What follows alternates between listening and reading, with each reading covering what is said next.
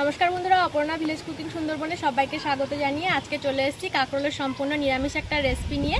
আর এই রেসিপিটা আপনারা যে কোনো নিরামিষ দিনে বানিয়ে খেতে পারেন, খেতে খুবই ভালো হয়। তো ভিডিওটা শুরু করার আগে নতুন বন্ধুদের সাবস্ক্রাইব করে পাশে থাকার অনুরোধ রইল। তো আসুন তাহলে রেসিপিটা শুরু করা যাক। তো বন্ধুরা, রেসিপিটার জন্য 6-7টা কাঁকরোল নিয়েছি। তো প্রথমে এই কাঁকরোলগুলো কেটে নেব।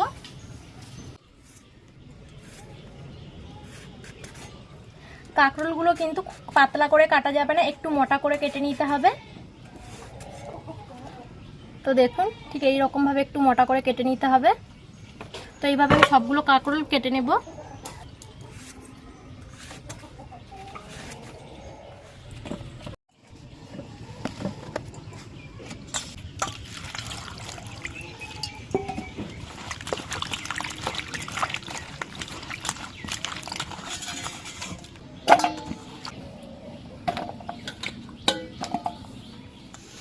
কাঁকরোলগুলো কেটে ভালো করে ধুয়ে নিয়েছি। এবার কাঁকরোলের লবণ আর হলুদ মাখিয়ে নেব।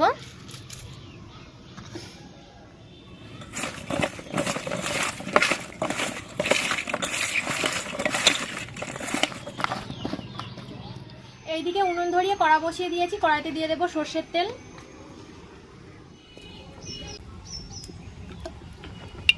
তেল গরম হয়ে গেলে কাঁকরোলগুলো ভালো করে ভেজে নেব।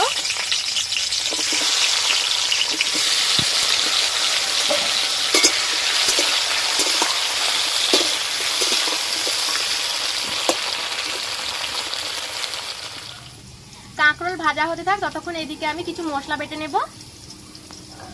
এখানে আমি 1 চামচ কালো সর্ষে, 1 চামচ সাদা সর্ষে, 2টো কাঁচা লঙ্কা নিয়েছি, এগুলো বেটে নেব।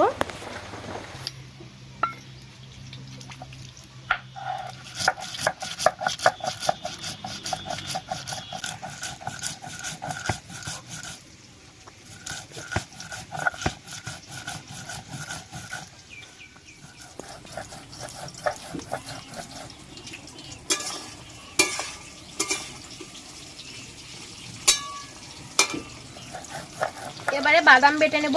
এখানে আমি কিছুটা পরিমাণ কাঁচা বাদাম ভিজিয়ে ভালো করে আগে থেকেই খোসা ছাড়িয়ে নিয়েছি। এবার এগুলোকে বেটে নেব।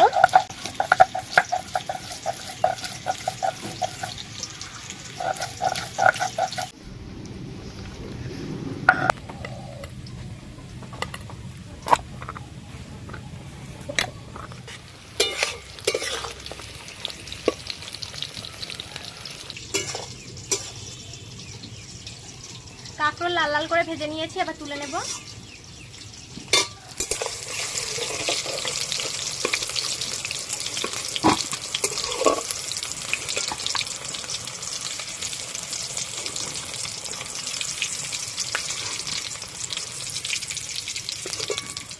এই তেলেই রান্নাটা হয়ে যাবে। তেলে দিয়ে দেব 1/2 চামচ কালো জিরে আর একটা কাঁচা লঙ্কা।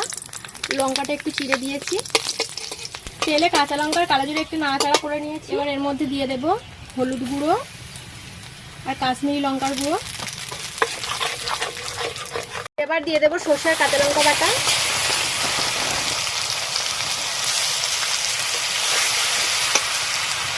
আর দিয়ে দেবো বাদাম বাটা।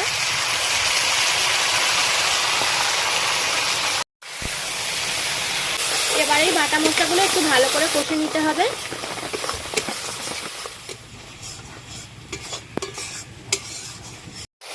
মশলা খুব ভালো করে কষে নিয়েছি। এবারে ভেজে রাখা কাঁকরোলগুলো দিয়ে দেবো। এবার কাঁকরোলগুলো মশলার সঙ্গে ভালো করে একটু নাড়াচাড়া করে নেব।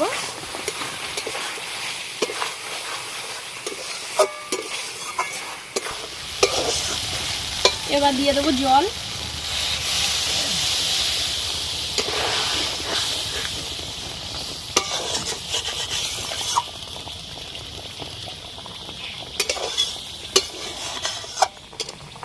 দিয়ে দেবো স্বাদ মতো লবণ আর দিয়ে দেবো অল্প একটু চিনি।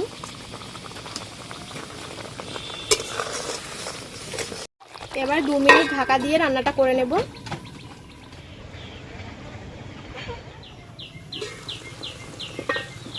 তো বন্ধুরা, রান্নাটা হয়ে গেছে। এবার আমি নামিয়ে নেব।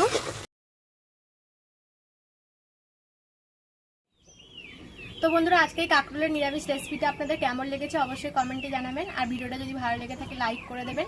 তো আজকে ভিডিও এখানেই শেষ করছি। দেখা হচ্ছে পরবর্তী ভিডিওতে। আপনারা সবাই ভালো থাকবেন, সুস্থ থাকবেন।